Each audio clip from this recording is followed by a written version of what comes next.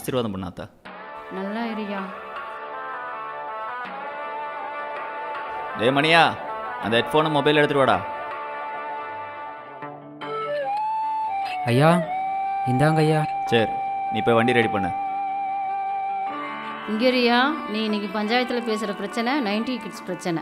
என்றைக்குமே பஞ்சாயத்துக்கு வராத 19 கிட்ஸ் இன்னைக்கு வராங்க. அவங்க அப்படி இப்படின்னு பேசினா கூட நீ கொஞ்சம் அனுசரித்து நல்ல தீர்ப்பாக சொல்லிட்டு வாயா. ஆத்தா, எனக்குன்னு ஒரு 80s கிட்ஸ் இருக்கு, எனக்குன்னு ஒரு மரியாதை இருக்கு, எனக்குன்னு ஒரு கௌரவம் இருக்கு. அதை உன் மகன் பொம்மநாயகம் கட்டையில் போகிற வரைக்கும் கட்டி காப்பாற்றுவாத்தா. நான் வரேன் ஆத்தா.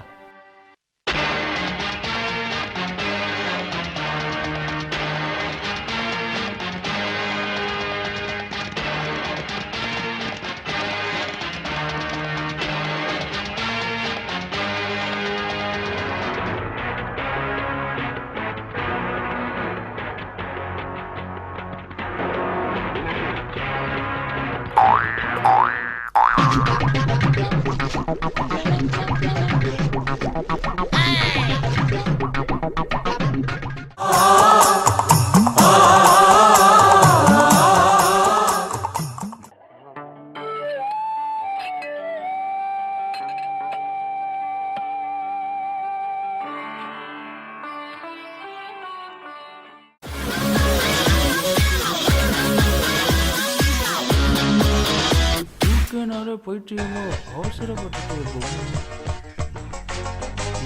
பார்த்துக்கிட்டே தானே இருப்பானுங்க.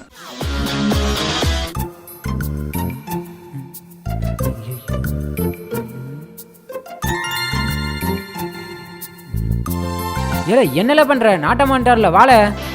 நீ என்னல பண்ற? நீயும் வாழ.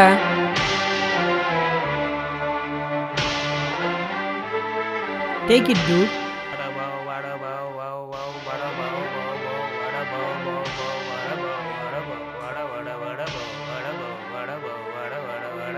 பஞ்சாயத்தில் இது வரைக்கும் வராத புது பிரச்சனை ஒன்று வந்திருக்கு. அது என்னன்னா 90s கிட்ஸ் கல்யாணம் பண்ணுறதை பற்றி. நீ பேசுகிறா. ஐயா, நாங்களே இப்போ தான் கஷ்டப்பட்டு ஒரு பொண்ணை கட் பண்ணி கல்யாணம் ரேஞ்சு கொண்டு வந்திருக்கோம். நடுவில் பூந்து குட்டை குழப்பறானுங்க ஐயா.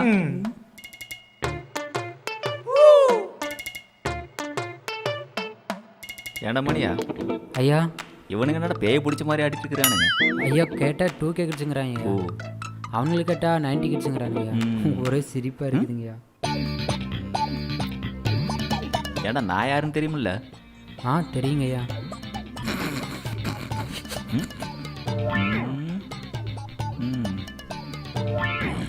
டியூட் என்ன கல்யாணம்ன்றாங்க? ப்ரோ என்ன ப்ரோ கல்யாணன்றாங்க? ஒரு பொண்ணை பார்க்கணும், பிக்கப் பண்ணணும், செல்ஃபி எடுக்கணும், டிக்டாக் பண்ணணும் ப்ரோ. டியூட் டிக்டாக் பேன் பண்ணிட்டாங்க டியூட். இனி சின்சான் தான் பண்ணணும். அதெல்லாம் எங்களால் முடியாதுங்க. அதெல்லாம் எங்களுக்கு பண்ண தெரியாது. எங்களுக்கு ஸ்ட்ரைட்டாக பொண்ணை பார்த்து கல்யாணம் பண்ணி வச்சுருங்கயா. அப்படியெல்லாம் சொல்லக்கூடாது ப்ரோ. ஃபிகரை கரெக்ட் பண்ண நிறைய கண்டிஷன்ஸ் இருக்கு ப்ரோ. எங்கள் கூட கேமுக்கு வாங்க, ஜெயிங்க, நாங்கள் கேம் ஆஃப் பண்ணிக்கிறோம் ப்ரோ.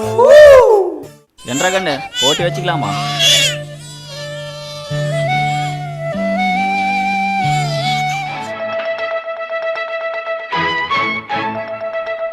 நிறுத்துங்கடா.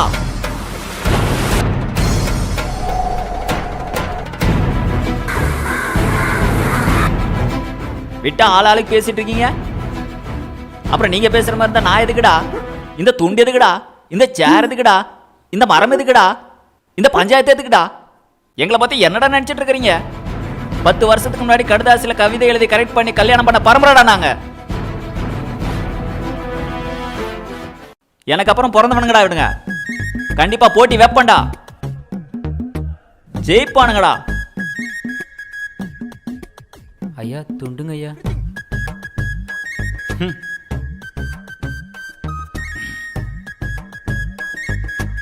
ஏ மணியா, ஐயா போன் எடுத்து அந்த சீனை போட்டு காட்டுறான். சரிங்க ஐயா.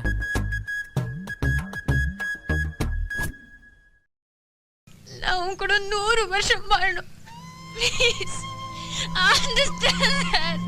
பாத்தியா பாத்தியா ஐயா காட்டிட்டேங்க ஐயா. இந்த மாதிரி ஒரு பொண்ணு வந்து உங்ககிட்ட சொன்னா என்ன பண்ணுவீங்க? ஐயா என்கிட்ட கேட்டா நான் எதுக்குமா உங்க கூட 100 வருஷம் வாழணும் அப்படின்னு கேட்பேங்க ஐயா. ஏண்டா நீங்கள் என்ன பண்ணுவீங்க? பாத்தீங்களா இதுதான் இவங்க. இதே நாங்களா இருந்தா ஒவ்வொரு 100 வருஷமும் ரசிச்சு வாழ்வோம் ப்ரோ. சரி, இப்போ கடைசியாக உங்களை ஒரு கேள்வி கேட்குறேன். ஒரு பொண்ணை கல்யாணம் பண்ணி வச்சா அதை எப்பறம் வச்சு காப்பாற்றுவீங்க? ஐயா அந்த பிள்ளை எப்படியாவது இட்லி கடை போட்டால் நான் காப்பாற்றுறீங்கயா. ஏண்டா நீங்கள் என்ன பண்ணுவீங்க? ப்ரோ அந்த பொண்ணு 3 வேளை சோறு போட்டு எங்க கூப்பிட்டாலும் போவோம் ப்ரோ.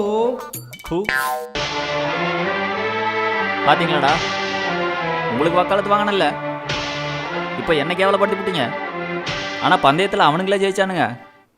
இப்போ சொல்கிறேன்டா, உங்களை தோக்கடிக்க உங்கள் ஒப்பா ஒருத்தன் வருவான்டா.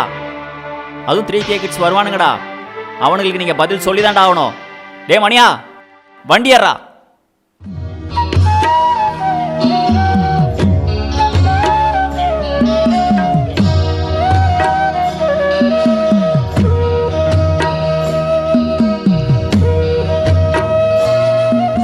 வருடங்களுக்கு பிறகு வரப்போகும் மடையர்களுக்கு நான் எப்படி இருந்தேன் என்று தெரியவா போகிறது?